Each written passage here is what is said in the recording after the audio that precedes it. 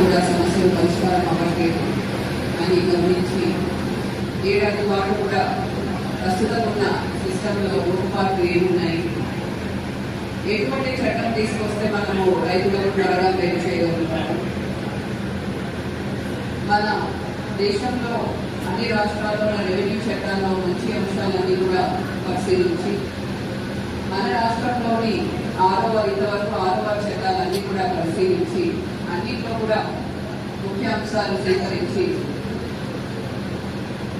వేలవులతో అధికారులతో రైతు సంఘాలతో చర్చించి ఒక నూతన చట్టం భూభారతి చట్టాన్ని రాష్ట్ర ప్రభుత్వం ఈ ఏడాది జనవరి 4వ తేదీన ప్రవేశపెట్టడం జరిగింది.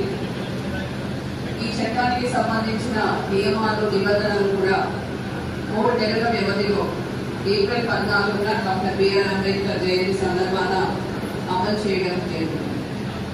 అదే రోజు భూభారతి పోర్టల్ కూడా లాంచ్ చేయడం జరిగింది. మరి ఈ కొత్త చట్టంలో ఉన్న అంశాలు ఏంటివి, ఏ విధంగా రైతుల సమస్యలు త్వరగా పరిష్కరించబడతారు? ముందుగా అధికారుల వికేంద్రీకరణ చేపట్టడం జరిగింది. ఇంతకుముందు రైతులు వారి భూ సమస్యలు పరిష్కరించుకోవాలి అంటే ఈ సేవలో ధరణిలో అప్లై చేస్తే చాలా మటుకు కూడా జిల్లా కార్యాలయం వరకు సిసిఐ కార్యాలయం వరకు వచ్చి పరిష్కారం అయ్యేది. మరి ఆ విధంగా ఉంటే మారుమూల ప్రాంతాల నుంచి రైతులు రావడం, వారి సమయం వృధా అవ్వడం ఇవన్నీ అవుతున్నాయని గమనించి అధికారుల వికేంద్రీకరణ చేపట్టడం జరిగింది. కొత్త చట్టంలో చాలా వరకు సమస్యలన్నీ కూడా తహసీల్దార్ ఆఫీస్ లోనే పరిష్కారం అయ్యే విధంగా ఏర్పాటు చేయడం జరిగింది.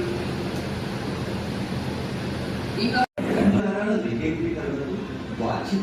జవాబుదారీతనాన్ని పెంచే విధంగా చట్టం అమలు, రెండవది మార్గాన్ని సులభం చేసి